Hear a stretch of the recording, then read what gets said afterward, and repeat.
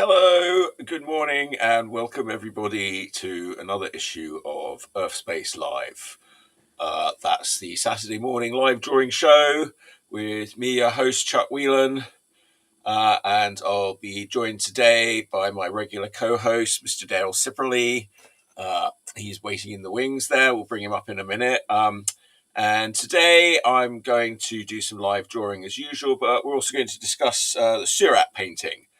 I was watching a video about Seurat, and they were talking about this painting, and then I saw something in it that they didn't talk about, and I thought, that's very interesting. So, maybe if there's any artists watching this, you can chime in on that too. We've got our host, young Charles, with us, and we'll be right back after the titles.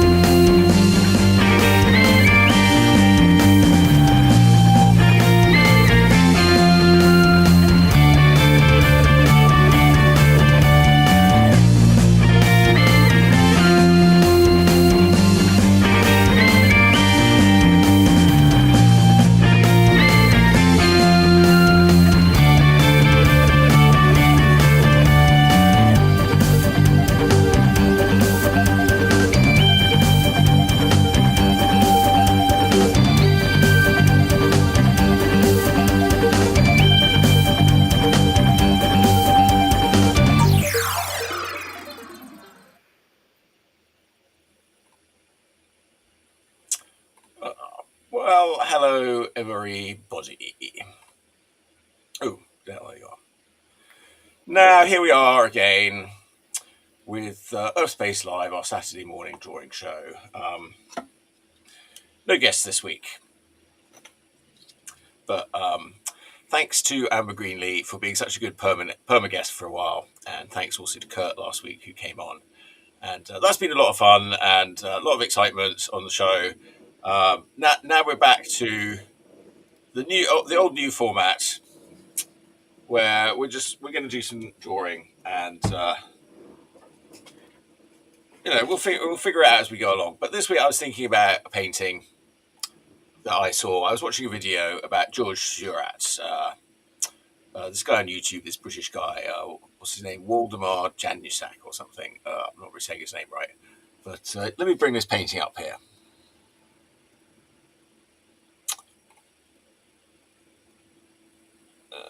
Here we go.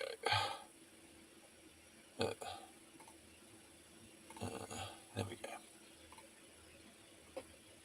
There we go. Can you see that? Yes, it's the famous example of pointillism. Yes, pointillism. And do you want to remind the viewers what pointillism is?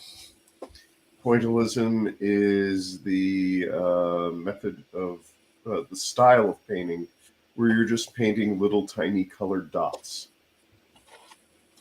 Well, correct. And Georges Seurat really is the sort of pioneer and master. And I don't know, there were other practitioners of pointillism. But Seurat really devised it, and he was it sort of came from the emotion in color. So, he got very into this sort of idea of sort of different colors representing sort of different feelings. And then he wanted to create an image, that was just made entirely out of points of color. And then, as you sort of step back, they merge. But the more you sort of step in close, they're little individual pixels in a way. It's sort of, he's a little ahead of pixels and all this sort of stuff, but he's thinking about the emotions. So what do you see when you look at this painting? I see a number of figures who are having a nice day at a lake. Yes, all right. Yes, it's a Sunday afternoon. What is the painting called again? I have to look that one up. It's got quite a long title. It's Sunday afternoon on La Grande Jatte or something. Let me look Yep, that up. Yes, the Grande Jatte. Painted in 1884, oil on canvas. And it's in the Art Institute in Chicago, and you can go there and see it. And I saw it, and it's a great painting. But I sort of learned this about it. Okay, so one thing I learned about this painting that he was talking about. So he talked about some of the different things in the painting, and there's a lot to talk about it. But he mentioned that the lady in the foreground, in the black, she is a prostitute, and you know that because she's holding a monkey. She's got a pet monkey, and the way she's dressed and sort of various certain things. So I thought, oh, that's interesting. Then I sort of started looking at the sort of guy next to her who's with her. You see, there's a sort of gentleman, he's out yep. in the park there with her and he's smoking his pipe and, he's got a slightly odd expression on his face. And then I was sort of looking around and then you look in the middle of the picture. What do you see in the middle of the picture? There's a lady with a small child. Yes. And that child is very beautiful, innocent looking child. Yep. Like all the light is sort of focused in on this child. Yep. And it's in the exact center of the, well, not the exact center. It's a little above, but it bisects the picture. Yes. Now, okay, so think about all these dots, and they're all sort of resting there in this sort of very moment of perfect sort of peace and calm that you see. Mm-hmm. But then ask yourself a question: where is that child's father? Do you see him Uh, in this picture? no, you do not. Isn't that him standing next to the prostitute? It could be. I think very much implied that she's reckoning it's like, oh, hello, daddy. And what's going on down there with this dog? Is that their dog? There's another dog running, a little dog running in. There's going to be a dog fight with a monkey. There's about to be all sorts of kerfuffle. So this moment of pure calm is about to be absolutely sort of smashed apart. And like all these little dots are going to go flying off in all different directions. That's what I So, think of this painting. You see how, like, she and him, they're standing in the shadow. There are these people in the shadow. The little girl is still in that sort of little light of innocence. The mother, well, no, maybe the mother's already seen and thinking, like, what do I do now? Or maybe she well, has. well. And then, The thing okay, is, you okay, didn't grow up in the Bay Area. If you grew up in the San Francisco Bay Area, there was a TV channel called Channel 2. And they would, for kids in the afternoon, have some station produced little snippets to show between the cartoon shows. They would show them as commercials. And one of them was about this painting because they were trying to educate kids about art. yeah, And like we are. it was kids' introduction to the concept of pointillism. They never really had many other education segments about different types of brushwork, but this one stuck in my mind because it was my introduction to pointillism. And so kids, when they look at this painting, they don't necessarily see the symbolism or the color theory. They just learn about the application of the color, which is in essence color stippling with paint. Uh, Yes, I don't know how much I can zoom in on this. Quite well, a lot the of zoom. irony is, if you zoom in too far, you're going to see eventually the pixels, which are another type of pointillism. This is as far as I can sort of zoom in. So here's the little girl, like Yeah, the exact look of her expression. But look at it; it's a little bit like, whoa, yeah. what am I seeing? Her world is about to be destroyed. That's what I'm telling you in this painting. This like Well, perfect scene, even if it's just by the dog sort of attacking the dog and the monkey. But I think it's really calling out. Look at this guy's face. He's like, has he seen them or not? What's he done? He's sort of frozen. There's a sort of frozen moment. So it's this sort of frozen moment of all the dots. And everybody here, the two young girls, there's sort of women over here, the soldiers approaching them. There's a piper, there's a couple, a man and a woman, sort of middle-aged couple. He's sort of leaning in, she fusses with him. This sort of trio here, this rather dumb-looking girl, what's going on with her? She probably found herself pregnant. One of these guys is possibly the father. There's also, like, they're in the shadow. The thing in the shadow. Here's two, look at these two women behind her, and they're with the little girl. I think somebody died. This woman's in black. Somebody died. The little girl's lost a father. They're going back to that image. These two had Oh, these two women back here with the soldiers, and they disappear into the shadow. I The look at soldiers are this. all light. Their black coats are like almost yellow. There's so much sort of light dotting onto them. And the river goes by, and the ships all sail past. And the I far look at this buildings are as an green. experiment in color because you have things that are illuminated by the main light source, which is the sun, and that gives a yellowish, warm cast. And then you have things that are in shadow, which are illuminated by the bowl of the sky, which have this bluish cast. And everything's done with pointillism, which relies on optical blending. So I see this as a large experiment in how color works. And I have to ask myself, if I remember right, this is oils, isn't it? But it's more than that. He did those experiments, and now he's applying it to this, like, absolutely monumental scene that looks very innocent, but it's like, absolutely emotionally devastating. Well, you're reading. Oh, go on to the guy's leg. Oh yeah, okay. Here's an interesting. There's a big arrow that points right down to this man's crotch. See this cane? Yeah. See how the cane and that, and there's even the way that this tree weirdly bends like that to go down. It's like, where's it? It's pointing like right down the Well, I source of like all trouble. I like how the light begins to illuminate the man's legs. Yes, they're white. They almost look like a tree too. So yeah, there's women and men. And the very stylized look, like these are all paper cutouts. This reminds me of Disney background paintings from the 60s. I'm trying to remember, I think it was Mary Blair who painted a lot of those. Okay, she's the one who also designed It's a Small World. But this has a very Disney look to it. Or better to Well, I say, think that gives Disney Disney too stole much from it. credit. All right. Well, anyway, so there you are. A moment that seems peaceful and harmony is about to be shattered and blown apart, blown to the winds. All these dots that he's sort of arranged in this sort of beautiful, permanent, complicated way would like the representative of the world itself. I mean, what are we? These little collections of atoms. And then somehow Well, emotions can destroy it all. And men are pretty bad too. This is the other thing I think in this painting. Like the women are sort of innocent, or not. I don't know. Not the prostitute. She's sort of more wise, but well, there's sort of innocence and lost innocence, and some not very nice looking men. There's a well, piper. The piper. He looks alright.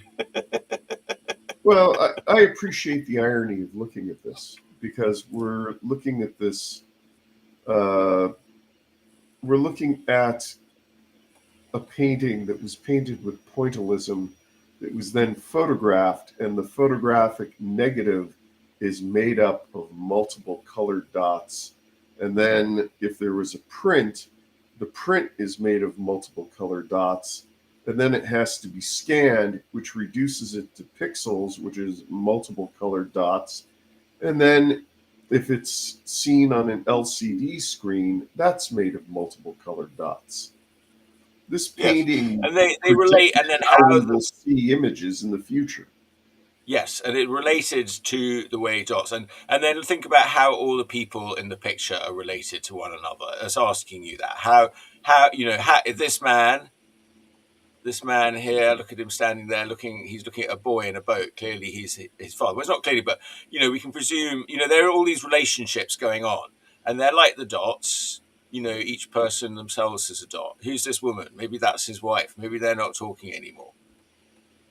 There's Well, two old ladies. They're couples of ladies at different stages, thinking about what's going on. also The mother and remember daughter. that. These two young girls, they're still teenage girls. They're thinking about romance. Here are two. They're a bit older. Here come the soldiers. So you're saying that this shows the different stages of life. It does for women. See, they're different women in different sort of stages of their life there. Okay. Now, look at the women and ask yourself, do they all share the same idealized form? Are there very skinny women and very heavy women, or are they all about the same body type? Well, there seems to be quite a fashion for corsets going on at this time in history. So I would say they're more like looking like they're the same body type. Yeah. So I don't think of this as a representational painting of a scene. I think this is more along the lines of a type of cartoon. Yeah, absolutely. Yes. No, it is, because it's sort of thought, and it's like things like, Kate, there's sort of the drawing that I'm doing, with my live drawing, which is sort of the opposite of this, because it's very uncareful, and that's why I sort of like drawing the punk models and what have you, because you don't have to worry too much about being sort of neat and tidy. Like, this is sort of super neat and tidy. Everything is sort of very carefully placed and thought about. Well, you would have to do that if you were going to do pointillism, and he would have worked all this out previously on a cartoon. And for those of you Yes, who I are mean, watching, all these groups. I mean, it's crossing the line cartoon, but also just sort of purely graphical, like, just the graphical shapes.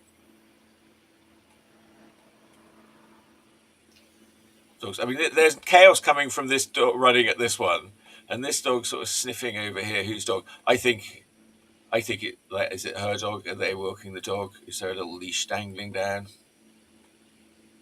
They're out walking the family dog in the park, and there's Daddy with the prostitute. This sort of frozen moment. well, what symbols imply that she's a prostitute? Okay, So, well, I don't know all that. I think to do the fact with the that she's wearing black, mostly I think to do with the monkey, from what I recall. okay. So it's because it's a luxury pet. I mean, it's really, you've got to sort of, I mean, you're invited to think that. I mean, I think when an artist paints a picture, especially something like this that takes so long, you're thinking about all the relationships between all the people, like, all the time, what's doing this. And he's sort of deliberately ambiguous about exactly what you're seeing. But I think, you're obviously invited to that thought, I think. And I was surprised, though, because I looked into this theory and I couldn't find anyone else having written it. And I was like, well, that's odd. That she's a prostitute? Not that she's a prostitute, that he's the little girl's father. That he's the little girl's father. Well, the thing is, unless the artist has actually written about this, then it's all supposition. Sure, it's supposition, but I'm telling you that it fits so well with the theme of the painting. And I mean, how would that not come across? He's drawing a woman with the girl, so the artist himself is going to think, he's thought about the relationships with all the people. The artist himself is thinking, where is the father? He's thought about that. You think he hasn't thought about that question, and that this is the man figure. She's in the light. He's in the shadow there. This whole thing is about to be blown apart. This perfect repose of all these things is this sort of emotionally shattering moment that's just sort of frozen forever. It's a sort of horrific. It's a horrific scene. That makes it everything. I don't. The thing is, I don't see it as going to explode any moment.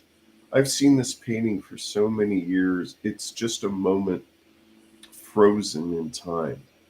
Yeah, the moment Daddy's found in the park with the prostitute. Yeah, and then the other interesting thing about it is there's not that many people actually moving.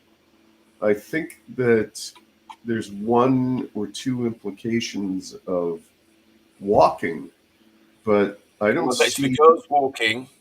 The girl and the mother are clearly walking. There's a girl dancing behind them. Yeah, but The boat's every sailing along. These people are rowing on their boats look how gently down many the stream. people are just straight up and down versus bent. The torsos are unnaturally up and down. People don't necessarily stand that way. Look at this with this woman's hat, and it's almost like a, what is it, like a tombstone now.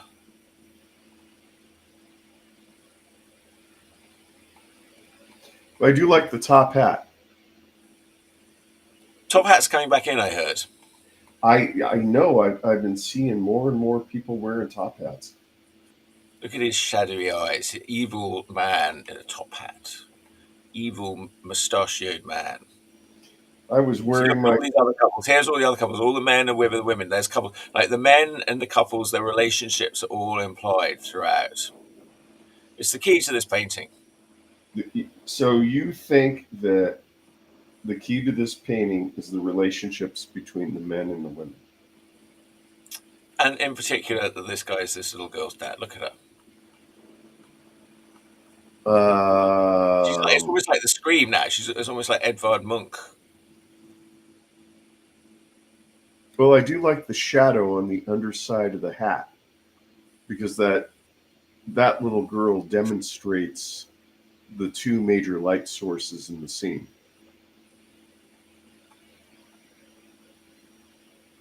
This is interesting. This sort of, the light also on her dress here. And that sort of like the cylinder effects, the shadow falling. Looking right at her. Is she looking at her? Or is she looking beyond? I feel like these young girls, they're looking at the older women over here in the shadow. See how they just part the shadow. And here come these two soldiers. I don't know, with somewhat sinister. Is that ship sinking in the background?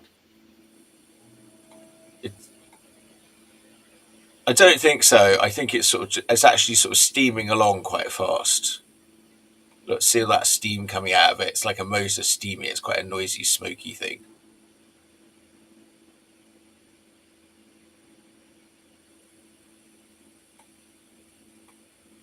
What is this white thing coming out there?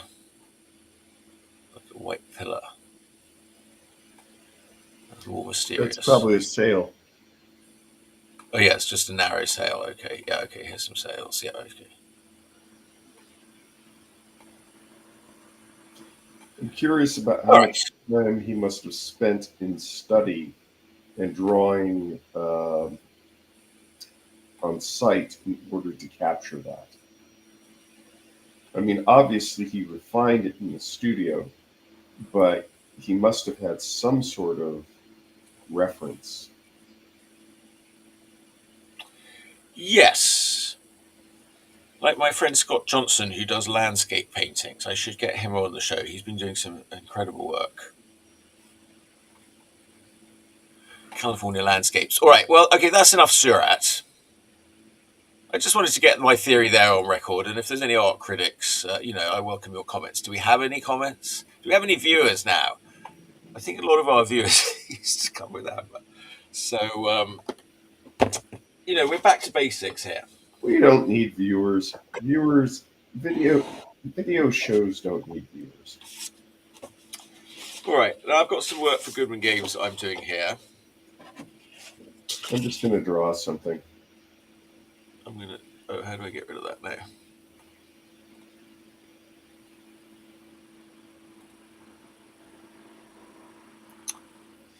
All right, where's my drawing table? All right.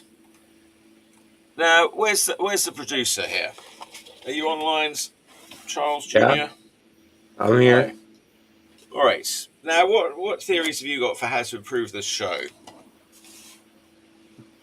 Draw popular characters and let people choose what to draw. Okay. That's such a bad idea. All right, that's a good idea. All right, okay, I'll draw a popular character if you tell me if somebody wants to I tell me a think popular. you should draw Daredevil because he's trending right now. Daredevil. Yeah, Right. Well, here's one I made earlier. This I is think that's cool. Giantess. Nice. That's Goodman Games. Frost Giantess. Don't know. I was trying to work out the scale. I might have done her a bit big. All right. Happy enough with that. I've got another one here that I've got to do. Another Frost Giantess. I've also got a wizard. You don't want me to do a Frost Giantess or a wizard? You can do what you like. I think if you draw Daredevil and people see Daredevil in like the stream preview, they might click on it because he's trending right now. Uh, But if you'd like to draw a Frost Giant, I'm sure it'll turn out very nice. I'm going to do the Frost Giant. I don't know if I'll do a good job with Daredevil right now. Right now, I think I'm going to do a good job on the Frost Giant because I was thinking about doing her. But if I do Daredevil, I'll be like, what am I doing? All right.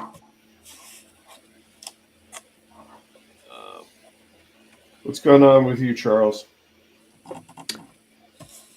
What's going on you're with taking me? part in the show Well, I don't know. Going to a birthday party later. Got Yeah, whose birthday? midterms and spring break coming up. Clayton's birthday, my friend Clayton. Oh, How old is he? He is turning 23, I believe. 23. That's a good age. That's the age when you start to need to worry about 401ks and exercise. All the damage you Well, do while you're I 20 think we're already will worrying haunt about exercise. you for decades. Yeah. 23. That's when you want to start talking to your doctor about your first prostate check and colonoscopy. I think you can wait a little while on that. No. Start them early. Well, yeah, no, yeah. If your body's like Dale's, then yeah, you should start early. If you eat what he eats, like one gourmet feast after another. So all he does is eat out at restaurants all day, as far as I can tell. He's Well, worse than Danish people. Every I have no conversation kitchen. about the next meal. I have no kitchen.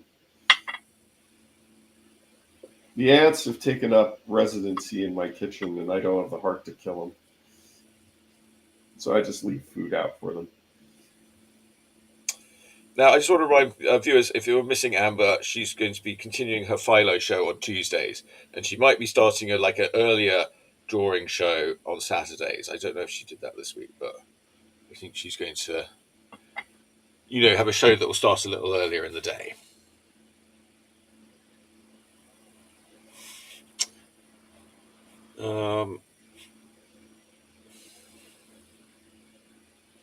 Right, just thought I'd mention that. In case anyone was wondering. But I think it's probably Tina's watching. Doesn't really matter. Yeah, we've got. Well, it's a Twitch viewer, so I don't think it is Tina. I don't think she watches on Twitch. Amber has moved on to greener pastures.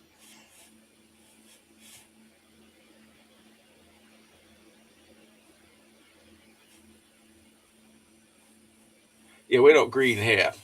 We're environmentally green. We're not fresh off the. Fresh off the boat. We didn't just get a fall off the tree. Well, Wait, this isn't coming out good so far. Wait. Chuck and I are two old fogies. And Charles. Speak for yourself. Charles is an old fogey in training. Yeah, as you get older, Charles, you'll realize that all of this is just practice for old age. all of what? All of you being a young man. Hmm. There was I suppose that's true. There's a wonderful line in Larry Gonick's History of the Universe where one young woman is being confronted by an older woman, and the young woman is saying, "Well, that's an old wives' tale," and the older woman's saying, "That's your goal." Getting To be an old. old wife. Yeah, yeah. Getting old is the goal of everyone.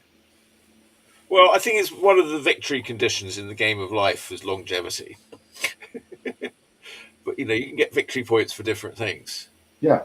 I knew a guy. He's gone now. I mean, actually, some of the best people are gone first. They're just having too good of a time, I guess. Oh, did you know we just had Michael Caine's birthday? Michael Caine. Yeah. But, wow, even you can do a Michael Caine impression. My name is Michael Caine. That's the impression he used to do, but he never actually said that. Wow, I'm impressed that Charles can do Michael Caine. Um. I'm actually impressed you know who he is. Well, okay. I've seen the Christopher Nolan Batman movies. Yeah, he crossed over by Really? being in Batman movies. That's what he'll be remembered for now. Oh my God. We're talking about Michael Caine, one of the greatest actors who's ever lived. He's Mm, a good actor. I don't know Look, about that. yeah. Michael Caine is like the beta version of Ian McShane. I don't know who Yeah, Ian McShane is. Oh my he's like the low God. rent Michael Caine. He's not as tall, and he's I'll look him up. Oh, Ian McShane. Yeah, he was in Of course you know who Ian McShane is. He was in John Wick. Yeah, no, I know. I don't know what his name is, but I recognize his face now. Yeah, I mean, he was like Michael Caine's pool boy.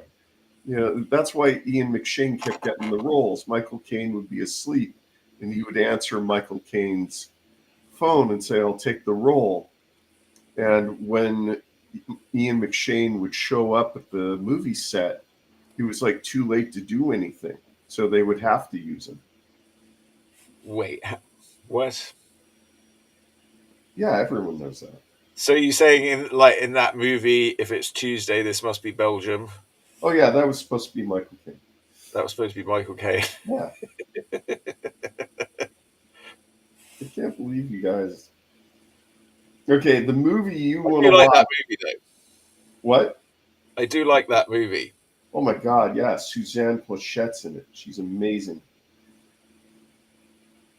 Okay, I know I'm going to regret asking this. Charles, do you know who Suzanne Plachette is? No. Okay, now I feel incredibly old.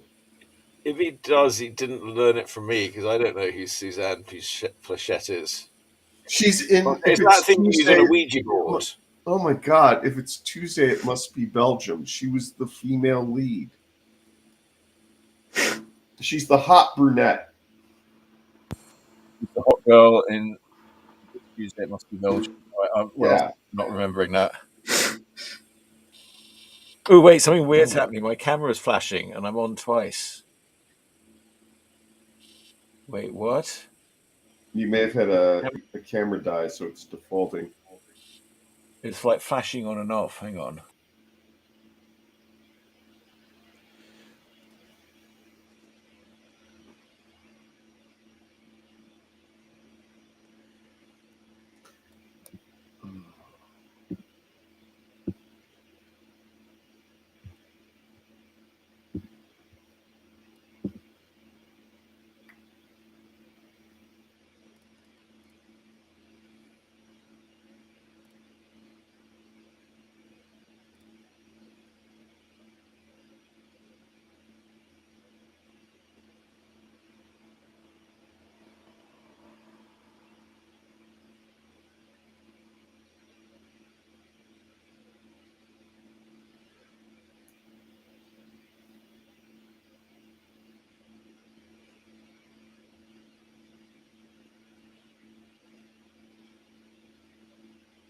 Now I'm the only one on the show. Hey, I'm here. Did you? But Yeah. So, did your dad Is he still alive? I don't know. We're gonna find out. Yeah. I may have to come up there.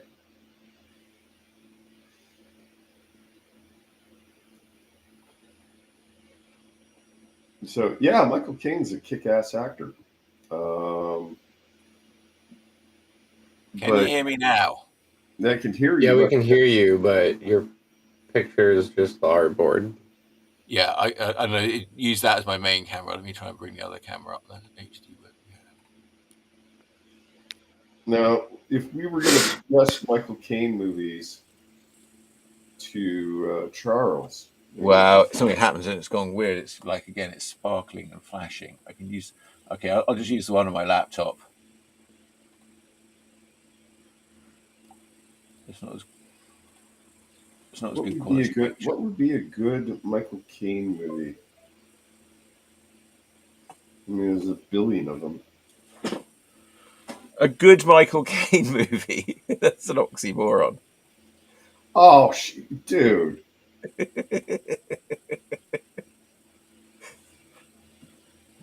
Dude, Michael Caine rocks. The Cider House Rules, people like that. I think that's probably out now though for some reason. Actually, the one I really liked him in was Sleuth. The original, not the remake.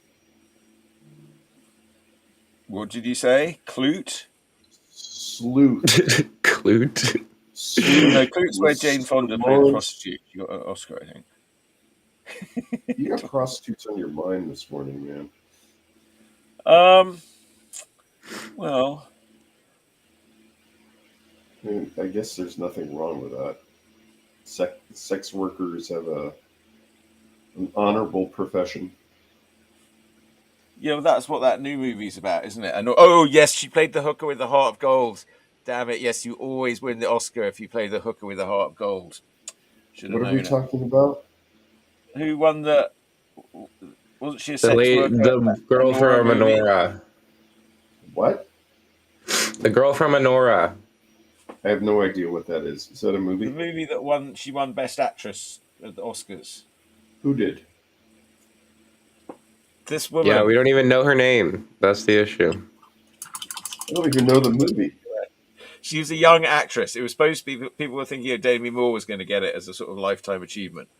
But lifetime achievements are really out this year. Like at the Reuben Awards, they've been pointing out that the awards are not for lifetime achievement, they're for the work submitted. So I guess, but if you happen to submit work where you're playing a hooker of a heart of gold, you're shoo in for an Oscar. That's old Hollywood news.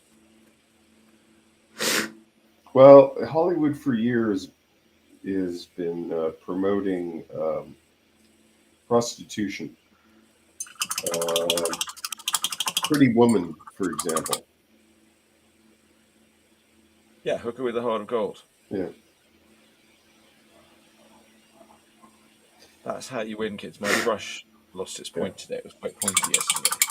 Yes, if you're an actress in Hollywood, you want your agent to look for that Oscar-winning script where you play a hooker.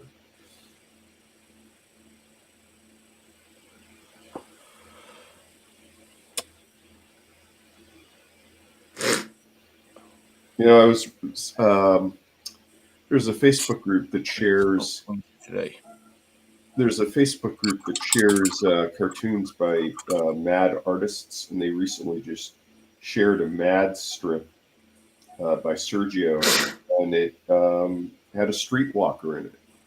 And it was wonderful because he used every cliche he could to identify that this character was a streetwalker, putting her under a lamppost, giving her a French beret, short skirt, bare midriff. And it just read because of all of the cliches. Well, there's one rule of cartooning that I read that you need three little things to make it like what it is. So if you want to make a cat, you can give it ears, whiskers, and a tail, and it will be a cat. Mm-hmm. Or if you didn't want to do the whiskers, you give it paws or something. You just need three things to define a cartoon character.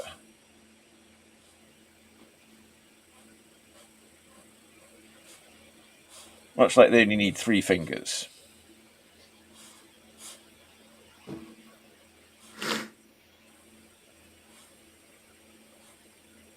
But actually, when you draw hands, a lot of the time you only really need to draw sort of three fingers, because two of the fingers are sort of stuck together. Usually. I heard a theory. I had to take a history of cartoons class years ago at De Anza, and I heard a theory about why cartoon characters only have three fingers, and it just blew my mind. Why is that? Well, in the beginning of animation, everyone says, "Oh, it's easier just to draw and animate something with only three fingers." That's not the case. The reason that they started doing that is you have to remember that movies were a form of entertainment for the masses. They were inexpensive compared to going to vaudeville or the theater. And what Disney and the Fleischer Brothers and God, that we did Felix. Hang on, I'm going to mute my mic while Tina takes the call. iWorks. They realized that they needed to make their cartoons relevant to the people who were watching these movies, and many of them were in rural areas and didn't have very much money. And so they started giving these characters only three fingers and a thumb, because a lot of the people in the rural areas, they only had four fingers. They either were losing them in farm equipment, or because of inbreeding, they only had four fingers. Wow. Yeah. 4 fingers. Wow. Yeah, look it up. Wait, I'm sorry. Can you repeat that? So they only had the last bit of the Tina was taking the car out. Let's move on to another subject. I missed that. The Tina was taking the car. I have to watch it later. It got very noisy in here for a minute. All right. Well, that means we lost our viewer. We had a viewer? No, Tina wasn't the viewer. I told you that. All right. Well, thanks for viewing. Charles, do you? I might be done with this drawing fairly quick. Charles, do you call your mom Tina, or do you call her mom? I call her mom. Okay. Yeah, let's just be honest about it. We lost your mom. Yeah, I think. Yeah. Well, she's definitely been my core audience through the years.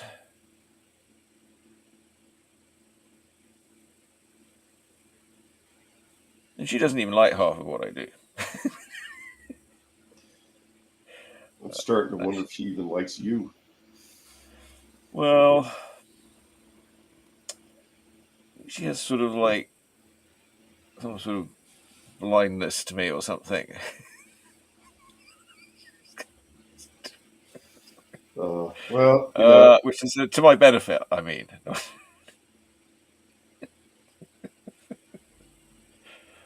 All right, she puts up with me for some reason.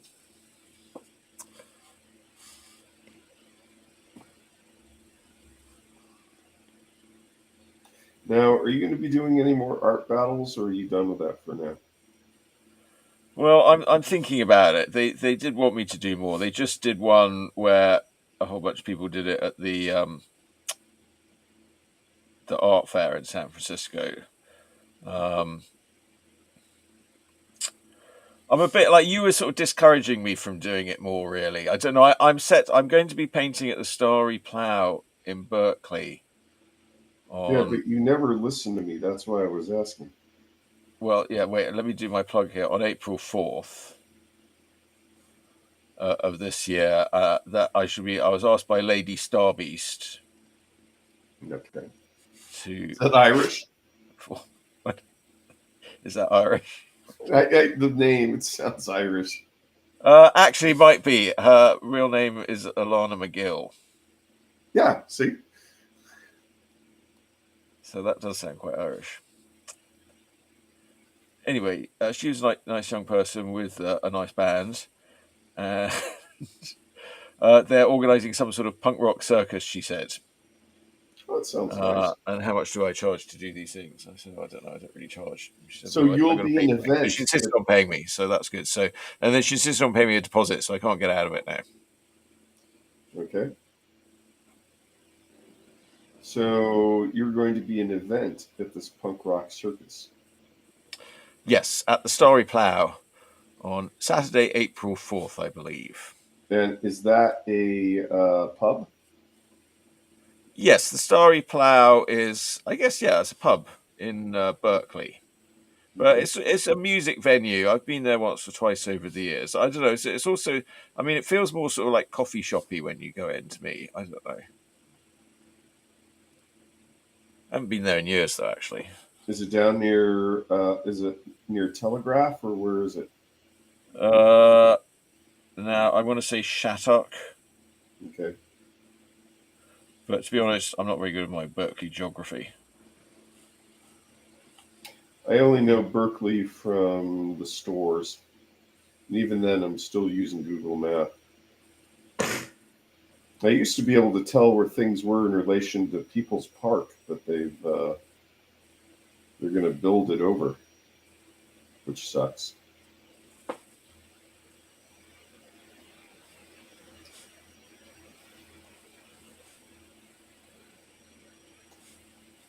But Well, it's an interesting place. I haven't been to Berkeley in a while. I need to go again. No, I worked in downtown Berkeley at one point at Really? Power Foods, where they make power bars. What did you do at Power Foods? It was a power bar. It was a power bar taster. You were a Power Bar taster. Okay. No, I worked in the graphics department, but they did make us taste power bars quite a lot. They go, we got new God. power bars. You want to taste them? What does a Power Bar taste? Wait. I've actually seen Power Bars in stores. I mean, that's not like a. Yeah, no, they're a big company. They're based in Berkeley. They make power bars. Yeah. Wow. Well, and then I've got a sort of vaccine story there because I know vaccines are controversial. Everyone was getting their flu vaccine. I was working. They said, "Do you want a flu vaccine?" And I said no. And then That's a mistake. later that week, I got the worst flu I ever had. But they were all getting their flu vaccines. But also, like they had a sort of fire drill, and we were all standing outside in the rain for about half an hour. So I don't know if that also fed into it. But yeah, then I got like a really terrible flu, like one of the worst flus I ever had, I think. No, Sabrina's still down with COVID. We don't know if we're going to go to the Santa Clara Gem and Mineral Show this afternoon at the Santa Clara County Fairgrounds. Oh, Yes, I'm I looking didn't to have that. see. Sabrina wants to look for more opals, and She I didn't want get to enough. see if they have any cursed crystal skulls. Oh, yeah. Charles, how's that cursed crystal skull working out for you? I mean, I have it. I don't know if it's doing anything. Okay. Your internet connection isn't any slower, or you're getting good Um, gas mileage. yeah, not that I'm aware of. Doesn't seem Okay. like it's doing anything. Not That caused any sucks, mysterious man. fallouts with people that you were formerly quite friendly with. Oh, don't go there. Don't go there. I'm doing my best to be good.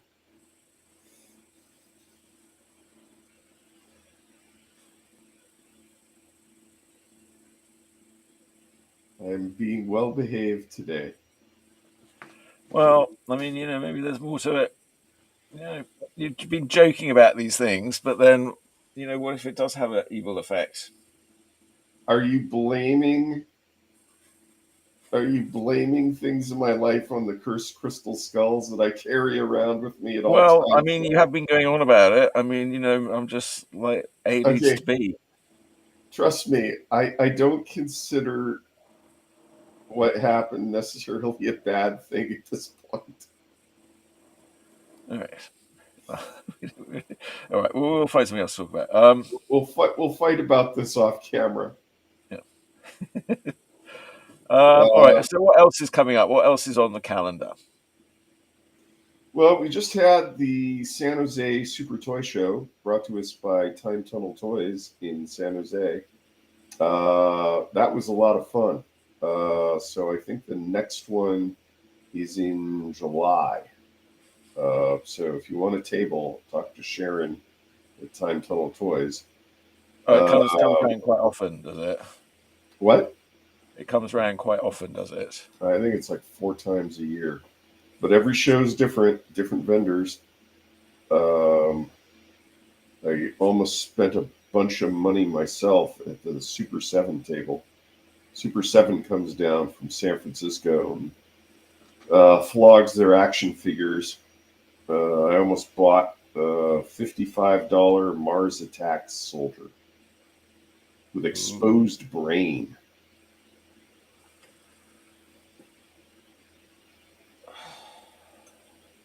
I don't know any other cons that are coming. I think SAC Anime is coming. There's a Northwest Science Fiction Convention, NorwestCon.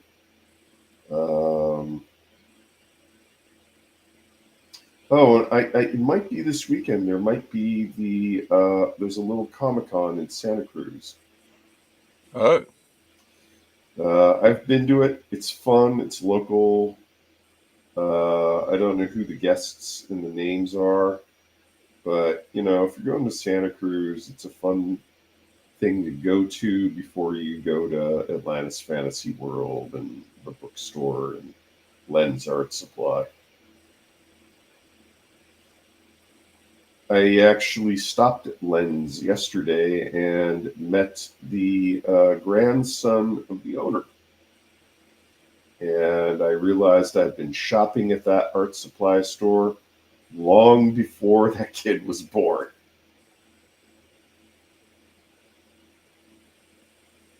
Wait a minute. Do you have anything more to say?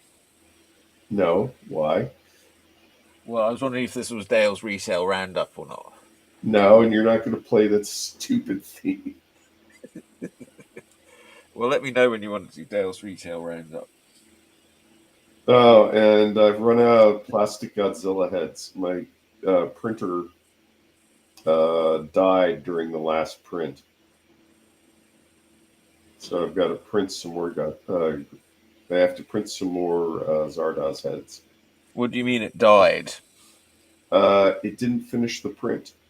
So I've got about 80-90% through, and then just the printer just died. Stopped printing. So I've got to see if I can figure out. It's probably a clog. Yeah, printers. Printers are a pain in the butt, in my experience. They are. Not my Canon Pixma IX68, I felt really bad about it. I went whatever it is. to Atlantis Fantasy World yesterday, and the owner, Joe, was actually talking about the movie Zardoz because I gave most of his employees little Zardoz finger puppets. And he had a guest, and I didn't have any finger puppets to give out. I felt bad. So continuing your work in the Zardos awareness field.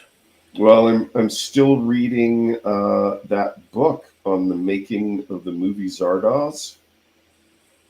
and I want to get the authors so people can look it up on Kindle.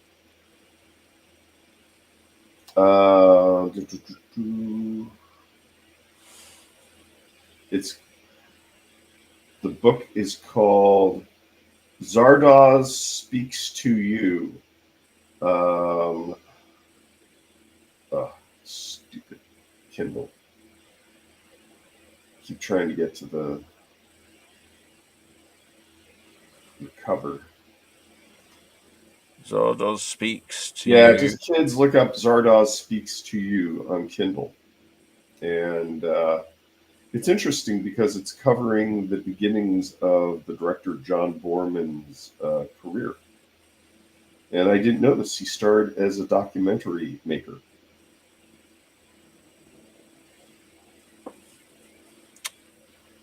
Well, it's funny because I thought Zardoz was a documentary. It's a documentary of the future. Every year we're getting closer.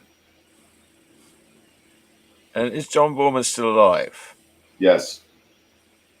So And is he ever going to make the sequel to yeah, Zardoz? I was about to say there's hope for a sequel. I mean, big it in there. The thing is, I think we're living the sequel right now. We're living in the sequel to Zardoz. I need to print some more of those because I want to take them to my gun store and give them to the gunsmith who's been helping me. The gun is good, the penis is evil. That's true. Is that what you're giving them as a poster? Or are you just leaving out the last part? I'm really surprised they don't have a Zardoz poster in the store. I should get them one.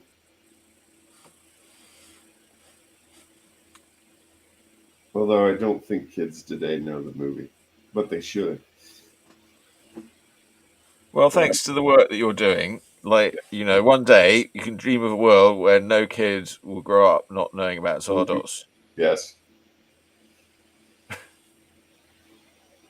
Even if they haven't actually watched it, at least they'll know about it.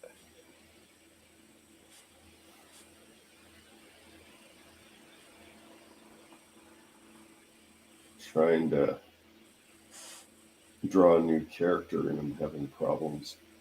I should think if there's any movies I think have the meaning of life. Well, definitely The Canterbury Tale. Oh, we've had this talk. The Field in England. That's a more modern choice. Canterbury Tale, The Field in England. What's the other one?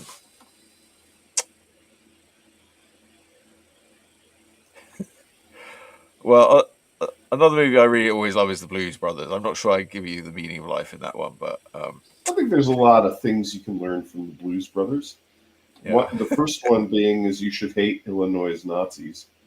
Yeah, like Illinois Nazis. Yeah, I learned that from the Blues Brothers that Illinois Nazis weren't good. Yeah, and Well, I certainly didn't want to be one. it is one of the best car chase movies ever made. Yeah, fantastic car chase. Yeah, it's. One could argue that Bullet. Oh God, I know I'm going to regret asking this. Charles, have you ever seen the movie Bullet? Nope.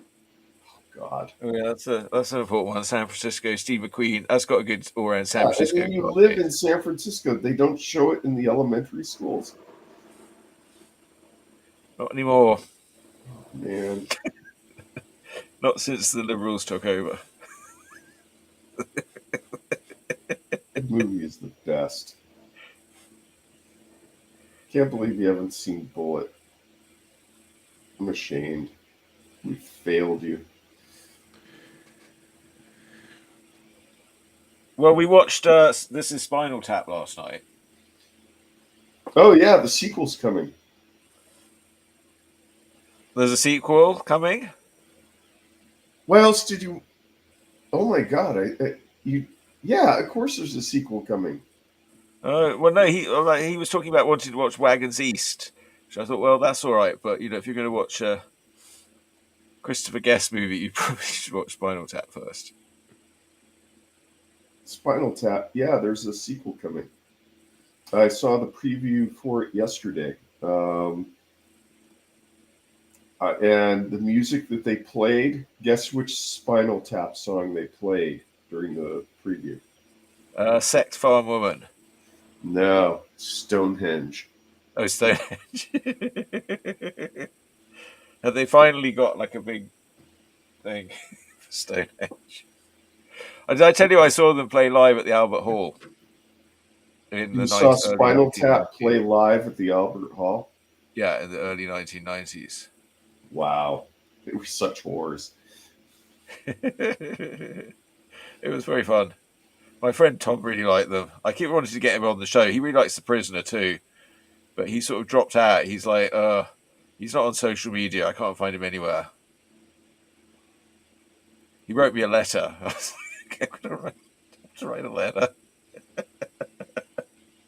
A letter? He wrote me a letter. People still write letters?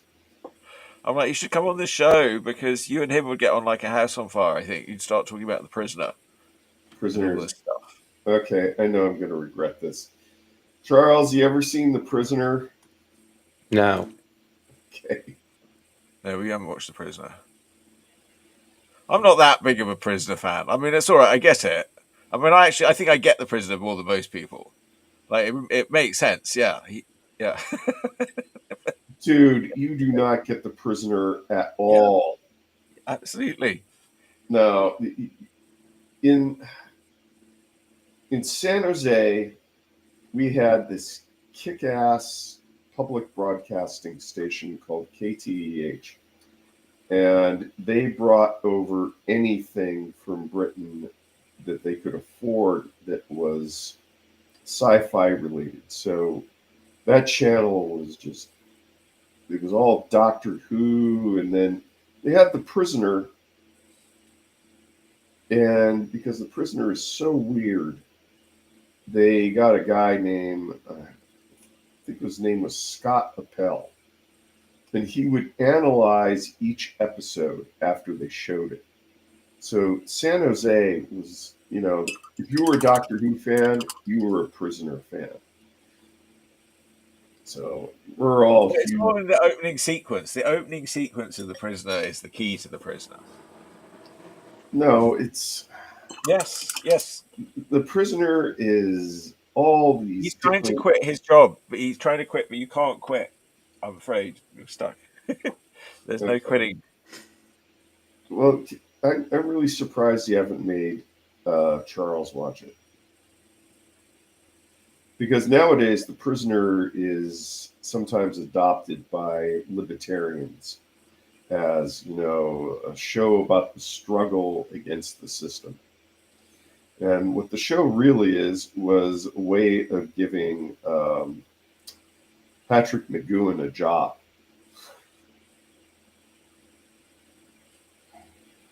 Well, no, but the point is, he is the system. You can't get away from the system because you are the system. But last time I was at WonderCon in Anaheim, and I've got to decide if I'm going this month. We got to talk about that. There were people dressed up as characters from The Prisoner. So, no, I mean, they're all like Gen X and Boomer, like I am. But the show still resonates, and it still has fans. The little resort town where they shot The Prisoner, they still get people going there as tourists because they love the show. Yeah, okay. But if they hadn't filmed The Prisoner there, somebody would have filmed some other show there because it's like, that's begging to have a show filmed there.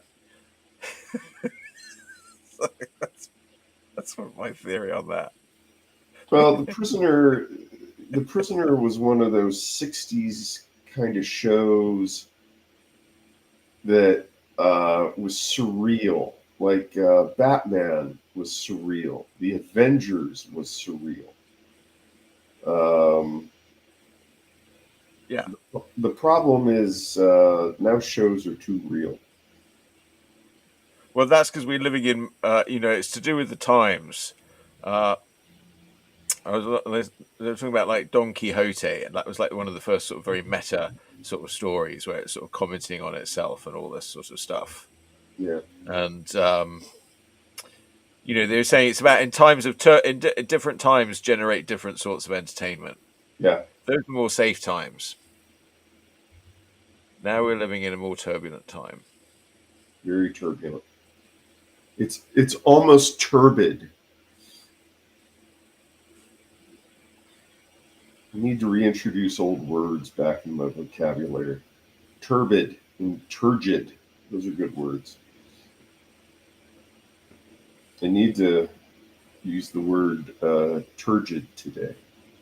I'll do that at the rock store, at the rock show. Turgid. Turgid. In the Dying Earth, the name of the hero wizard is Turgin. Turgid. Turgin. But What does he's Turgin a do? bit of a puful character. Turgid. It's a good word to look up. What does Turgin do?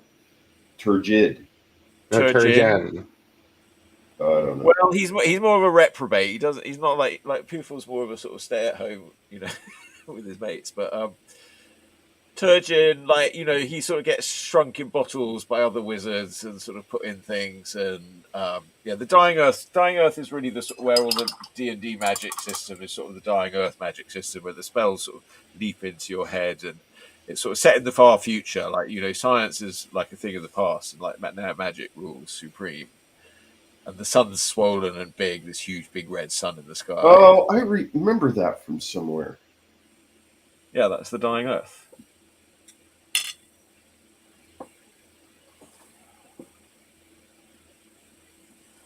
And everything's very weird. It's a very atmospheric thing to read. Yeah, it's very atmospheric.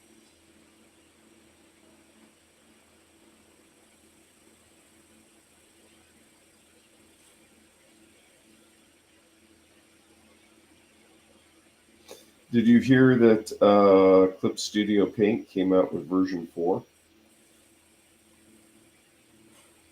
No, that news passed me by. Yeah. The graphics for how the licensing works was larger than the list of new features. Yeah, I was... I'm not really impressed. There's one buried feature, which is a live update for their fill color layers that I think will be useful for kids when they're coloring their comics. But so far, I'm really unimpressed. I think they've got a bad case of we've got your money through subscription, so we really don't have to make any usable updates. How it goes. Like once the owners have made out, then they just check it out most of the time. Yeah. Yeah, I was told a number of companies now, this is just me repeating rumors, is that companies like Corel. Well, let me take that. Let me just say that certain graphics companies, they don't have development teams anymore. They'll hire in people to do the updates, and then they'll get rid of them. And it's just a way of getting people to stay subscribed and to try to get new subscribers. Yeah, well, it's called trying to stay in business, I guess. Yes. Yeah, but I don't hear many people at all using certain apps. Corel Paint, for example.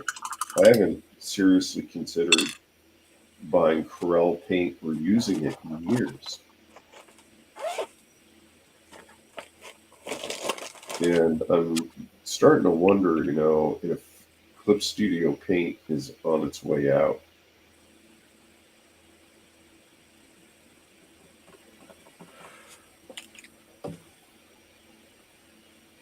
Well, if you're watching the show and you have any opinions on that, whether Clip Studio Paint is on its way out, write in and tell us.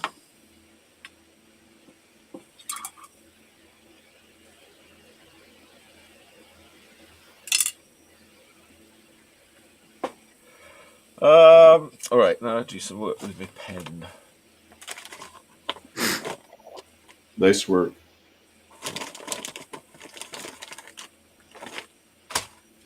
Are you going to put a wash on it?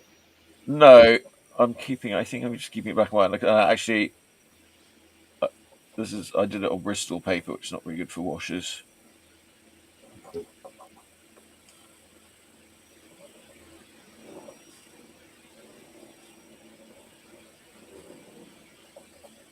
I was enjoying this new pen I found in Clip Studio Paint, but I'm starting to get irritated with it. I might have to go in and adjust the settings or just go back to the G pen.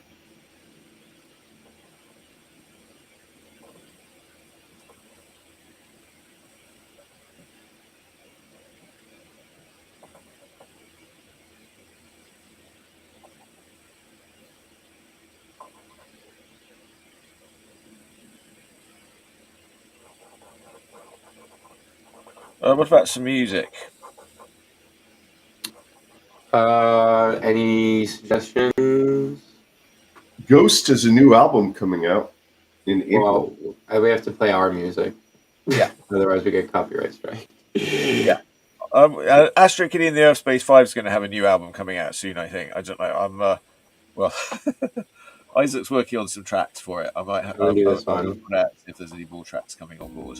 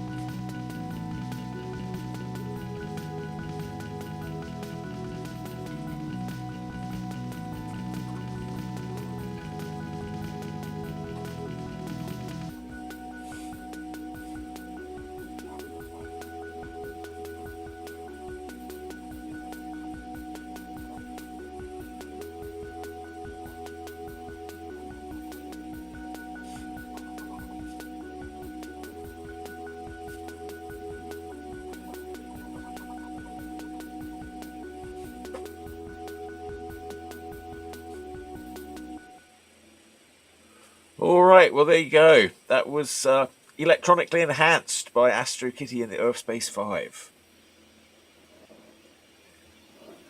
That's the Planet Earth cartoon band. And where would they get that? That is available streaming everywhere, or you can go to planetearth.com/earthmusic, and that will tell you where you can get it. You can order a CD off my website, planetearth.com, or all streaming services, Pandora, Spotify. YouTube Music, Amazon Music, all those good places. You can't. Well, I There's no. don't think I probably wouldn't say they're good places. You'd say they're evil. It's not available in stores. It's only available through calling a special number 0898 0898 0898. Yeah, there's. Yeah, they can't go down to Tower and get it. You can't. You can't get it in Tower Records because Tower Records doesn't exist anymore. Didn't they go out of business? I don't know. Yeah. I haven't been to a record store in forever, but I don't really go to stores and shopping. That's the creative tension on the show is that Dale likes to go to short stores and do shopping, and I don't. I was just at Streetlight Records in San Jose, and I scored a copy of the Vincent Price classic, Dr. Goldfoot and the Bikini Machine. Oh yeah, we watched that the other day. Yeah, classic. Sharon Was it classic? Sharon had a copy of it. A copy of the poster at Time Tunnel, and someone else snagged it before I could.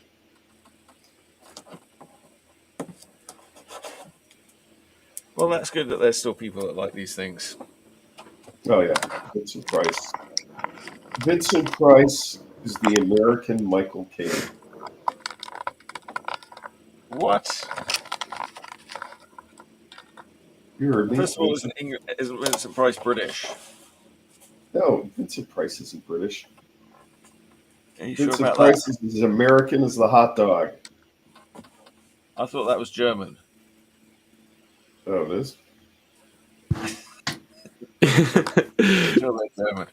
Well, you know, we wouldn't talk about that on the show because it was in poor taste to like say wiener, wiener, wiener on the show. Yeah, that's still not allowed on this show. Oh, I can't say wiener? No. I mean, not unless you're talking about hot dogs. I thought we were talking about hot dogs. Damn it. Now I want a hot dog. Yeah, me too. Oh my God. Chris and I, well, this was a while back now, but we went out for a hot dog in San Francisco, and it was the most expensive hot dog. It was like about $20 for a hot dog, and it was a terrible hot dog. Mm-hmm. I forgot what the place was now, but I won't be going back there. It's one of those places down around Potrero. Like, what do you call that little area in there? The dog patch. I'm going to be at the county fairgrounds today, and there's always about 6 hot dog carts that you got to walk by. So with all these guys, hot dog.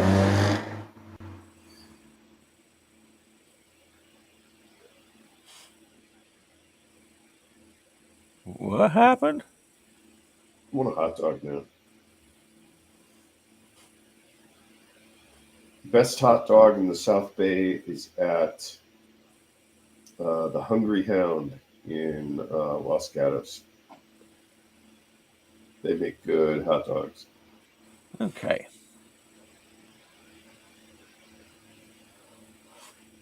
See, what I'm learning though is I actually sort of prefer inking on this watercolor paper. Really? I like that it's got a little tooth to it, and it's actually quite smooth. It's actually quite sort of. Wait, did you switch drawings? Yeah. Okay. Is that watercolor paper up like a tablet? You bought a tablet of them? Yeah. Okay. Is it vellum? No, you always ask me this about whether it's cold press or hot press. Yeah. And I can tell you right now, this is the brand I buy by Strathmore watercolor paper. It says cold press. Okay, so it's cold press. but compared to some cold press where it's really rough, this Yeah, is much smoother. Yeah, to Arch's cold press is pretty rough. You wouldn't be able to ink on that. No, this is sort of Well, you could great. if you used a shovel, but Yeah. No, this one you can ink in. I mean, it's more textured, so there's some interesting texture effects that you can get, but the ink runs over it pretty nicely, but it's also got a nice sort of absorbency to it. how's it? The thing with watercolor paper is, how does it smell? I wasn't happy unless. That's why I'd always get Darches because it had a high rag content. It would smell like a wet dog when I would paint on it. I love the smell of it. I haven't really noticed much smell. I'd say it's got a neutral smell. Yeah, you can always Uh, tell it's a good. You can always tell a good paper by the smell of it.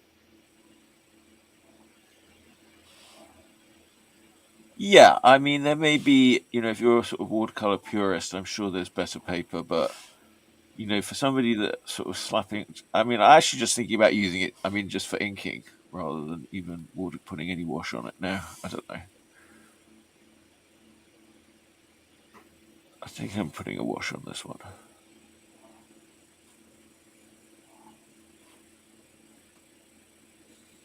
I've decided to give my new characters tails.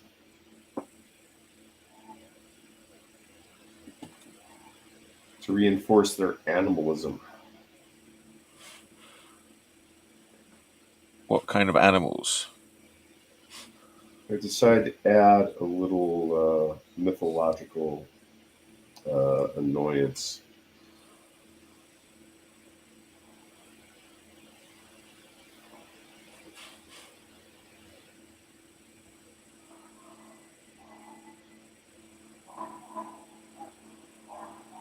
I was thinking about the character brownies, little miniature characters that steal things. Yes. Well, next week I'm thinking that I'll probably get back into doing some painting. So I'm going to have to get warmed up for Lady Star Beasts.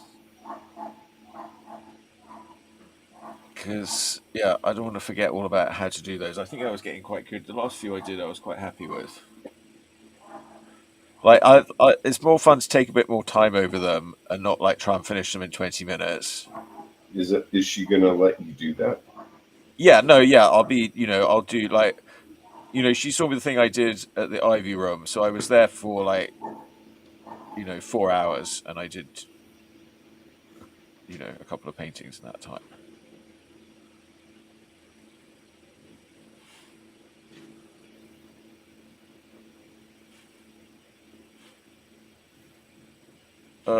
I'm not really cut out for doing that though on a regular basis. But once in a while, I think I can manage it. This is a bar or a pub or Yeah, we already asked this. It's the yeah. Starling Plough in Berkeley. I wasn't paying attention. Yeah, No, I'm wondering if I want to go there it's for lunch. it's a sort of a pub, Okay. How's their food? but I don't know. It has a sort of coffee shoppy feel to it to me. I don't know. I Okay. haven't been in there for ages. Okay. A coffee shop is not a pub. No, well, whenever I've been there, it's been to see music. I can't really remember what the drinks they serve was. Okay.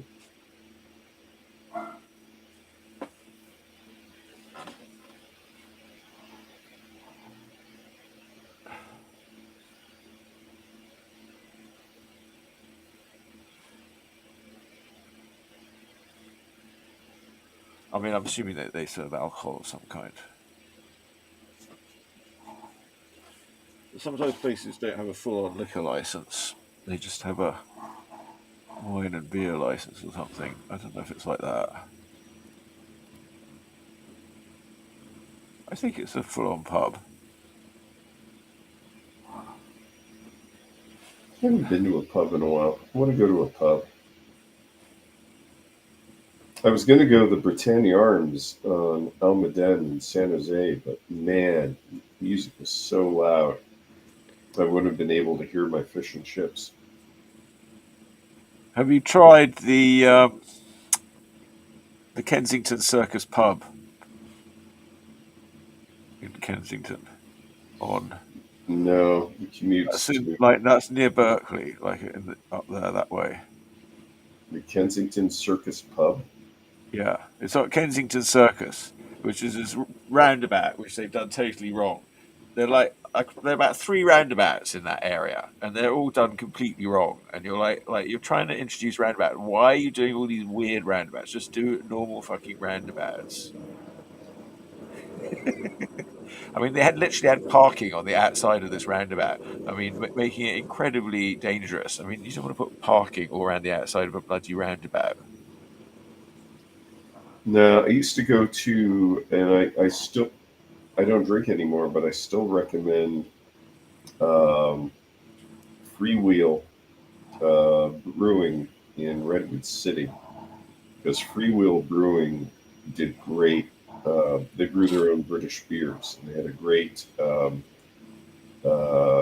ESB, extra special bitters. Oh yeah, yeah. I miss that sort of beer actually. Oh my God. If I ever start drinking again, that is the first thing I'm going to get. Oh, I forgot to tell you. I just had the non-alcoholic Guinness. My grocery store stocks it. And Okay, they have non-alcoholic Guinness. Now I know where they get that Nigerian Guinness from, which is and it extra strong has, Guinness. and it's awesome because The non-alcoholic Guinness is the byproduct of the extra strong Nigerian it Guinness. has the widget inside of it. I Yeah. really enjoyed it. I had corned beef and non-alcoholic Guinness. It was awesome. Oh, it's St. Patty's Day today, isn't it? It is? Yeah. Oh, the 14th? Yeah, I I missed don't know. pie. I'm going to St. Patty's Day party tonight. So I missed Pie Day yesterday. I had pie by accident, so I celebrated unintentionally.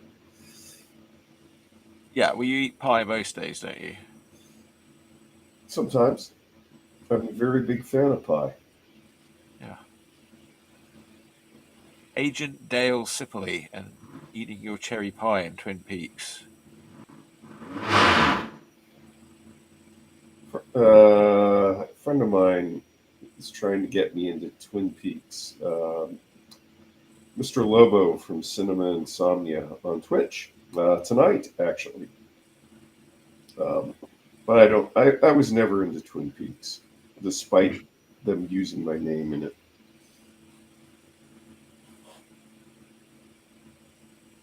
Yeah, they popularized the name Dale. There's probably like a lot of kids got named Dale because of that show. No, they got named Dale because of a race car driver, Dale Earnhardt. Yeah, I know about Dale Earnhardt. Yes, the name Dale is just more evidence that my father hated me even before I was born. Now, was he a Hobbit fan, like Mr. Overhill and Underdale? Um, they did have, when I was a little kid, they had the paperback version of Lord of the Rings, so they may have been Tolkien fans, Yeah. but it's not The you damn know, Dale. it's not something you actually bring up with your parents, um, whether or not they read Tolkien. It's kind of private. I didn't actually name Sam after Sam Gamgee in Lord of the Rings. It was only afterwards that I realised I did that. I do think I was partially named after Dale Carnegie. Um, I think he was the one who wrote that book, How to Win Friends and Influence People. Oh yeah, I read it. Yeah. Doesn't work. No, no. That's why you and I associate with each other. We're the only people that can talk to each other. Yeah, I prefer my own version called "How to Lose Friends and Alienate People."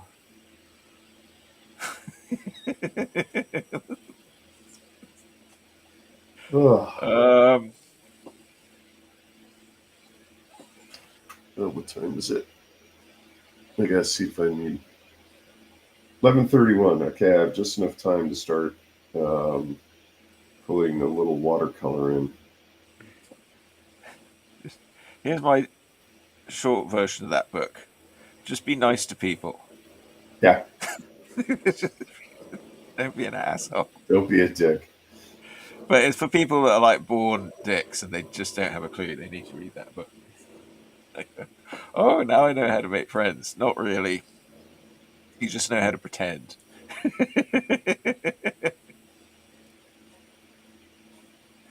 Well, you always want to make friends because someday you may need something from someone.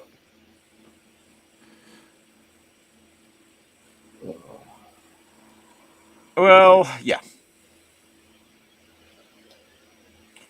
Well, you've got to give a friend to get a friend. You may need to. You may need a co-host on a web show. Yeah, you may need someone to come and co-host your show at the last minute. But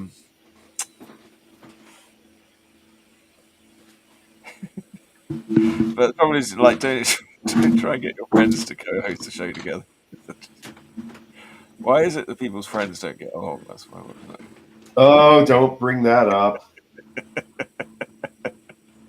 I did everything I could. I know I'm going to get blamed for this for years. Well, Charles supports me though. He thinks I did Chris it. really wants to come back on the show, by the way. Oh God,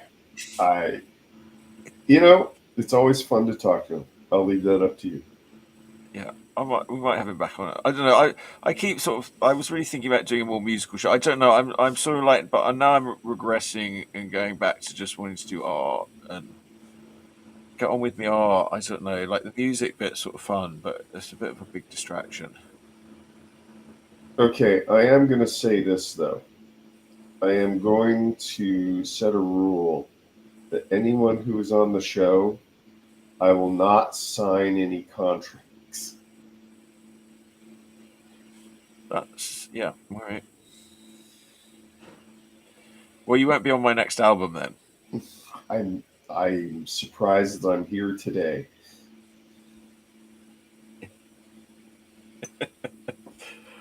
Your appearance on this show implies that you've. I'm not. No, don't even go there. It's all that stuff gets complicated, yeah. But like Chris says, it doesn't really matter unless there's actually any money involved, and then you can afford to hire lawyers to sort it out for you. Lawyers. My lawyer's mad at me. I haven't finished all my paperwork.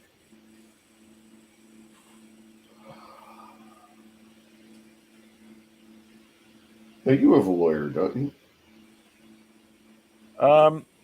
Yeah. Yeah, that's a sign of being a grown up. That you have a lawyer. I have several. Charles, he's not listening to me.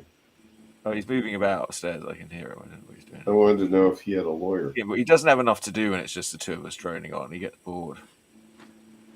I think that's what, like, the art battle format was more like he was setting the timers, and I didn't listen to his idea about drawing Daredevil. Dude, I wouldn't even know how to draw Daredevil. It's been a billion years since I've read the Marvel comics. Yeah, I don't know. Yeah, it'd be fun. I don't know. He's like I thought the superheroes. character That's not was really my dead. thing, drawing superheroes. I think that's my main problem there. I thought Marvel Comics was dead. The movies killed him. Death is no object to a fictional character, especially one in the Marvel universe. In the multiverse. Yes. The comics are actually better than the movies right now. Are Both you DC, both DC and Marvel are like they're doing these like alternate universes, but they're doing a really good job this time. Like before, they tried to do like DC did New 52, and then Marvel did like the Ultimate Universe, and a lot of people didn't like them, but apparently they did a good job now. Well, we got distracted from the real question was, do you have a lawyer yet? No, why would I need a lawyer? Well, that's a sign of growing up. It's like getting a driver's license. Like, so what? Do adults all just have lawyers on retainer? I thought like you would go hire a lawyer when you have an issue. No, eventually you have a lawyer. Okay. Yeah. This was actually brought up to me recently in a discussion. Like, why are you arguing with this person? Just give them your lawyer's business card. I was thinking to myself, I don't have their business card.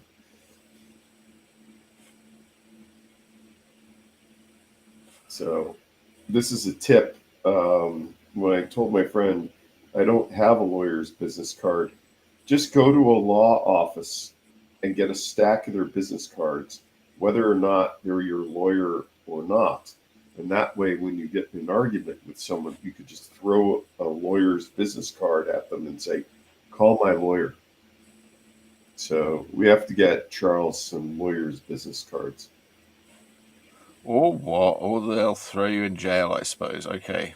Mm-hmm. Who cares? You can I throw care. everybody in jail. I care. I want Charles to be a well-adjusted adult. Having a lawyer it's a necessary part of adulthood. It's like a driver's. Well, I don't know. It's a necessary part of something. Some things I don't know. Yeah. Okay.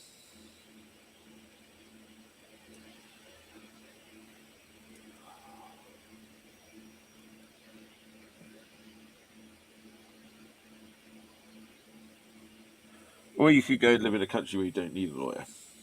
I mean, okay, but even in England, you need a solicitor for some things. USA, for some reason, lawyers are considered the most important people because they've decided. Well, I guess we decided we're going to make a country that's founded on laws, but now we're getting rid of that idea. So lawyers might suddenly find. Also, lawyers are all about to be replaced by AI anyway. Like AI is just going to look at all the facts of the case and solve it. You're not going to need a lawyer or a judge or anything. Yes, it'll all be AI. The judge will just be there to make sure that there's not an obvious travesty of justice, but otherwise it'll be like, okay. Like, yeah, Yes. well, once in a while we'll send somebody perfectly innocent to be executed just because that's what AIs will do. They'll be fine like most of the time. And then 2% of the time they'll be completely wrong.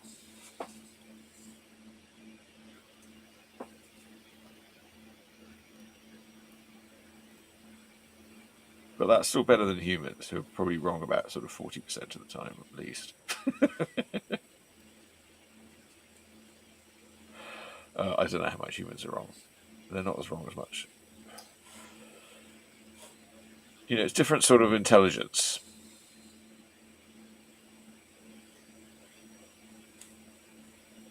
Like, humans are better at filling in the gaps, but they'll fill it in with something wildly imaginative. And the AI will do the same, but the AI doesn't really, because it doesn't have a consciousness, it can't really tell when it's wildly imaginative. It has no meaning for it. I'm looking forward to when I can just have the AIs just draw the cartoons for me. I want those robots that Elon Musk keeps saying that they're making, those humanoid robots. Yes, soon they'll have sexy robot girls who'll be making all the comics, and Fembots. us Yeah. artists will be Yes. the job. Sexy female robots drawing comics. Is that getting you excited?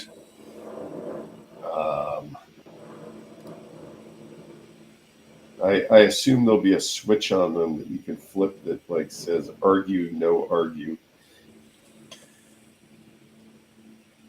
Depending whether you like arguments or not. That's true. I'm not a big fan of arguments. I don't know. I quite like arguments.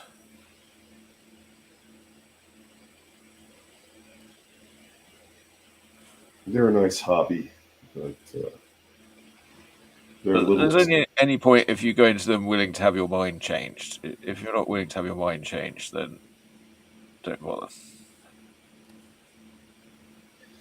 I never want my mind changed. I like my mind. Okay.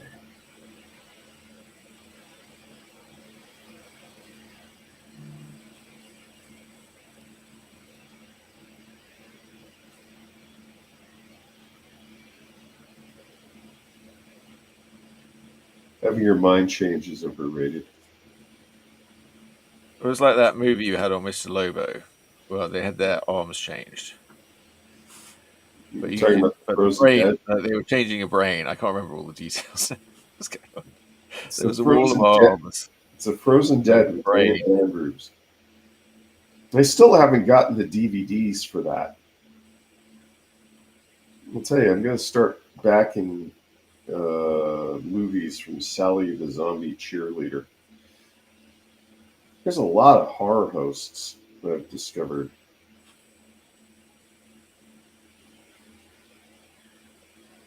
Discovered a lot of horror hosts. Yeah, now that they have things like Twitch and YouTube, everyone wants to be a horror host. Everyone wants to be the next Elvira or Svengoolie. Yeah. Well, Do why you not? watch- Like, it used to be that only one person could do that job because there was only one TV channel.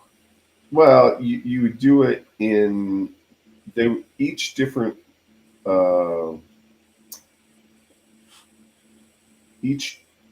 town or city, because they have local UHF stations. They would have their own horror host, and the Bay Area was unusual in the 70s that they had Bob Wilkins, who was a host not only here in the San Francisco Bay Area, but he was a host over in Sacramento. But then cable gave us Elvira, and now cable has us. We have Svengoolie, and because of streaming, we have any number of horror hosts. And there's now horror influencers. People have a web show and go to toy conventions and try to be the voice that you listen to about what toys to buy and what movies to see. We should become influencers. This hosting stuff. We are. We are. We We're just don't influence anybody. What the Yeah. hell? What the hell did we? Yeah, you said we want to be influencers, but then you also say we don't need viewers. You need viewers to be influencers. I mean, look at you. You're sat there with a hat on. You're literally doing it yourself. You're literally being a horror host. Yeah, but I don't have a movie.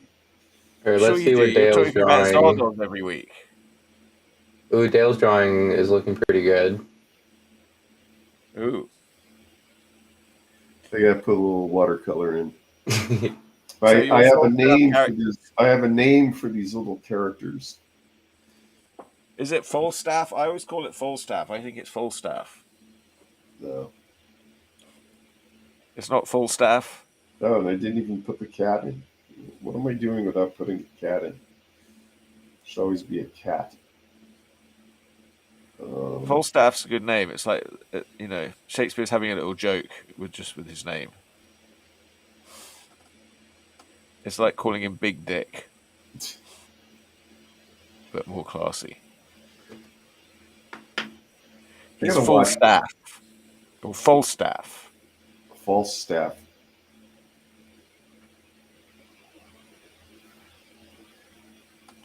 Full staff or full staff?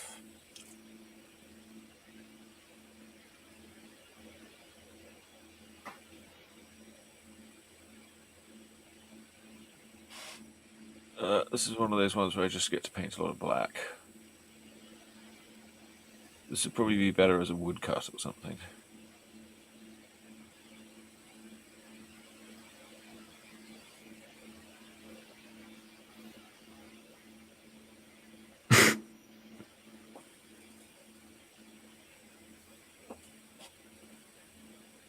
Nuts.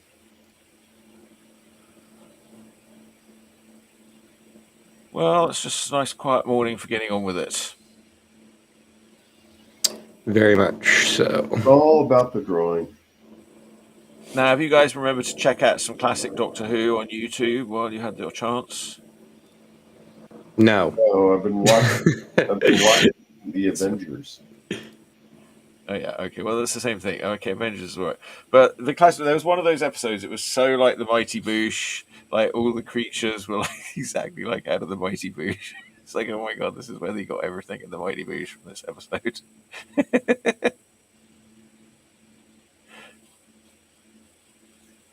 No, I've been watching the Avengers since I got my bowler hat.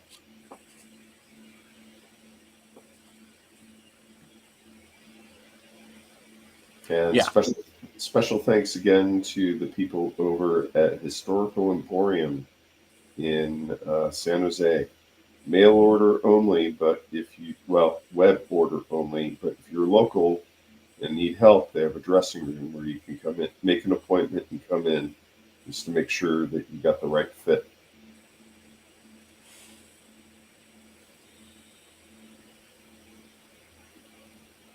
This smoking hat that I'm wearing came from Historical Emporium. I wanted this ever since I saw, what's his name? Who was the guy who plays James Bond up until recently, until Amazon bought it? Pierce Brosnan. Daniel Craig. Daniel Craig. Sorry. Daniel Craig wore this smoking hat, different color, in that Netflix mystery Glass Onion. Oh, the Knives Out. Yeah, okay. Well, no, this is the sequel, Glass Yeah. Onion. Which I thought it was called Knives Out, Glass Onion or something. Yeah. Yeah. Well, Glass Onion was the sequel. Yeah. It was terrible, but it was still fun to watch. Oh, Glass Onion was bad. Oh, it was dreadful, but this is from I still recommend it. I mean, it was it was the cast saved it. But God, it was awful. But I still go watch it. Make up your own mind. Netflix idea of making a movie is like, okay, how many celebrities can we get signed up for it? Okay, great, we've got the celebrities, we're done.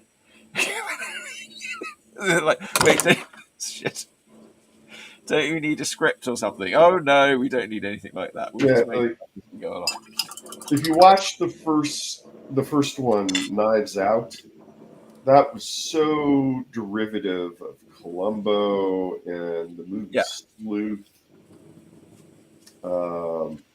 That's an epic Michael Caine movie.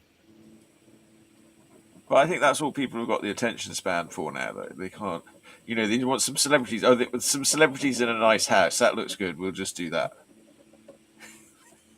That's the whole premise of most of these shows, like the Meghan Markle show. Celebrities in a nice house. I get very tired of these shows. Celebrities in a nice house. I mean, who the hell wants to watch that crap? That's what most shows are. I mean, why do you think people watched Friends? I mean, they watched it because it was an apartment in New York no one could afford. I don't know. I thought Friends was quite funny. Some people hate it, but all right, fine. You're allowed to hate it.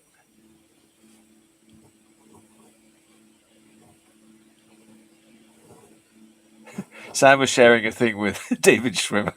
David Schwimmer without the laugh track, and he starts to sound like a completely deranged person. Oh yeah, it was like he It was the scene where he like works at a where he works at a museum, I think, and basically, he was like just talking to this guy. It's like, oh man, this guy just ate my sandwich, and I could really just, I could just strangle the life out of him. And then the guy's like, oh well, I think it was me who ate your sandwich. And there's supposed to be all these laugh tracks, but he sounds like a complete psychopath. Yeah, the Big Bang Theory. There's some videos out of the Big Bang Theory without the laugh track. Oh my God, it's hard to watch. Yeah, I don't like the Big Bang Theory, really. I don't know. I've only watched it one time for a bit, but it was. There's some nerd stuff in it that, if you're a hardcore nerd, you get it. Like the episode of the Time Machine, or going to the Bakersfield Comic Con. okay. I've been to the Bakersfield Comic Con. So yeah, you thought it was quite authentic about the Bakersfield Comic Con. I think people should go. I haven't been in a number of years. I feel bad. It was actually not a bad con. They had some nice guests. The people in Bakersfield desperately need Comic Cons. No doubt. Everybody needs Comic Cons. I was happy to see that the Basingstoke Comic Con was going to happen. I missed it this year, but it was happening at the Centre Court Hotel, which is not far from my parents' house. You can walk there, actually. So I should put in to see if I can come and be a guest. You should. Your parents should be a guest there. Your parents, Chuck Whelon's parents.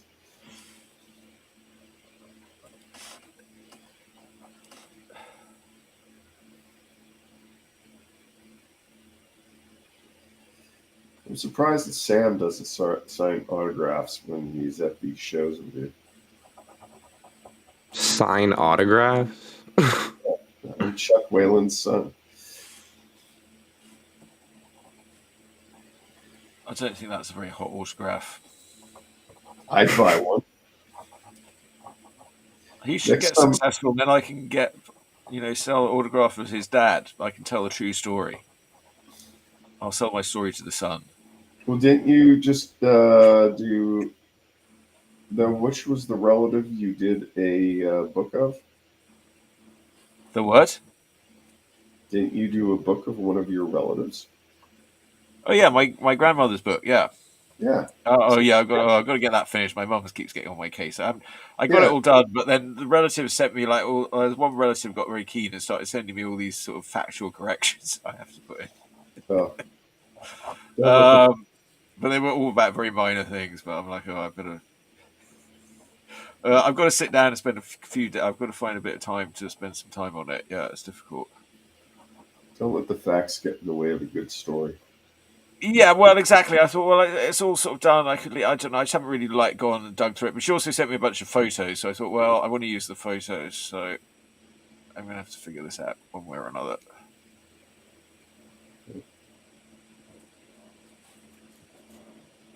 I like this pen, but it gives me fits.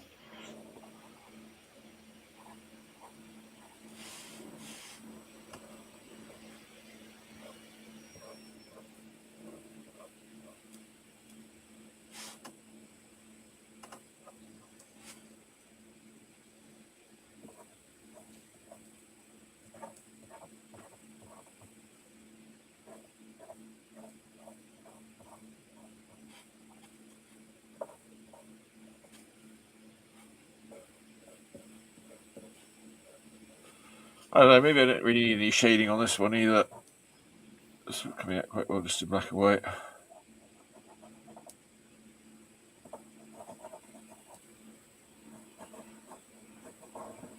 I like the wizard. I really like the monster.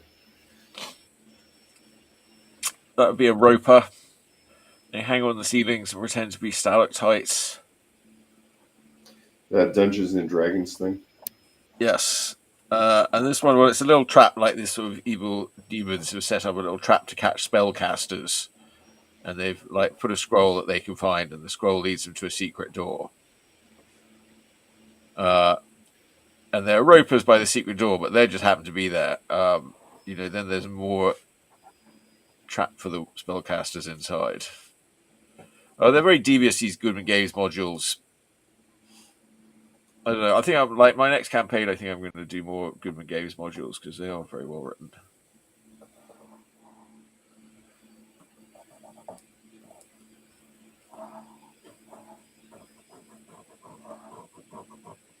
I really enjoyed that when I was in Ohio. I was at the game store and I was able to point out to the employees, I know that guy. Oh, They were actually impressed. yeah! Wow, that's cool. That's good. Well, I was on a call with them last night with the Goodman Games Independent Game Developers Conference, and that was fun. Drawing. I mean, I guess he's got a good following there now. Good. I don't know if my local game store carries their stuff. I'll have to ask. I'm sure they'll carry some Goodman Game stuff. I haven't been to Game Castle in a while, but what seems to be the hot game store around here is Lucid Comics.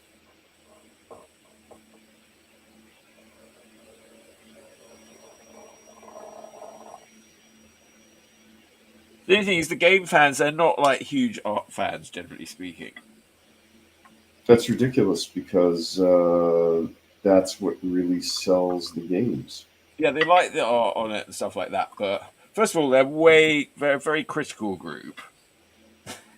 They're way more willing to criticize things, I've noticed, than just generally. All nerds are. Well, okay, in comics, I think they're a little more, people are a bit more polite and stuff. Like gamers, they're much more rude. I get the impression from female cartoonists that male fans, especially superhero ones, can be real SOPs. Well, okay, yes, I think when you're talking about sort of the superhero, you're getting into all that sort of stuff. Yeah, probably. I think in video games, it's really bad. But I'm talking about more like, just when you're sort of starting out and you're sort of doing your stuff, the comics go, oh, that's interesting or whatever. Or, maybe the worst comic that I've seen it before, I'm not that interested or whatever. Games that go, this is shit, they're very brutal.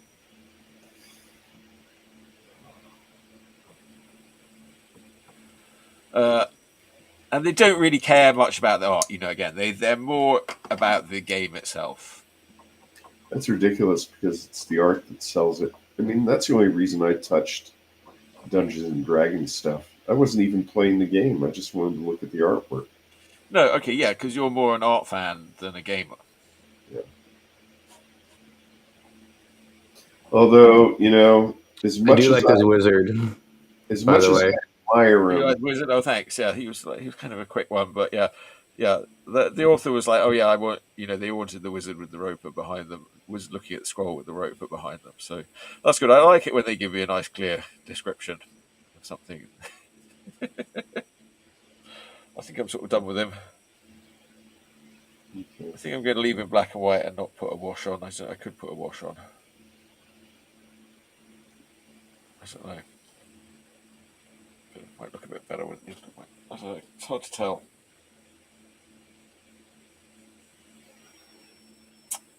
I don't know. What do we think?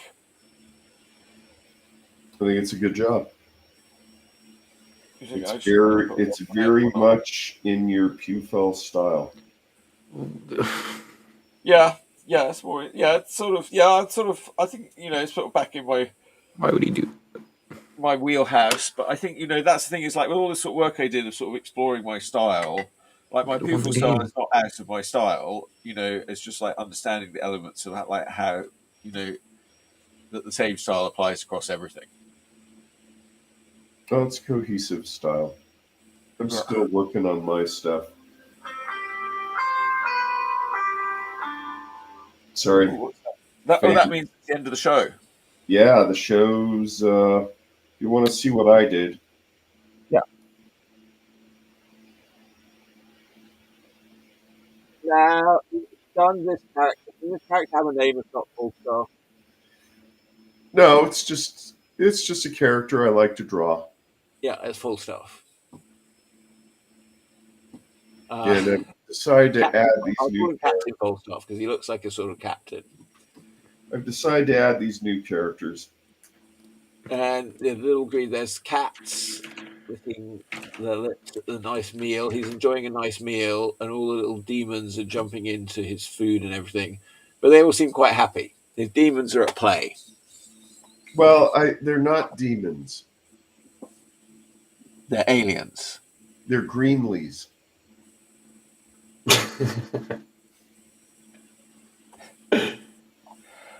Well, we'll talk about that. Okay. All right. Well, you're being this character. I see him as you. He's sort of full Captain Falstaff, a version of Dale that lives in a world with cats, and normally he's being plagued by some sort of little demons. Probably because he deserves it. Probably because I deserve it. Torment us because we deserve it. All right. Well, are we into the show? That's on that note. On that bombshell, that's the end of the show. We'll see you next week, folks. We'll be back again. Bye. Thanks for watching. Here's a theme song for Chuck Whelon Showy. He asked me to write one, but I stole from David Bowie. Here's a theme song. Chuck Whelon is the best.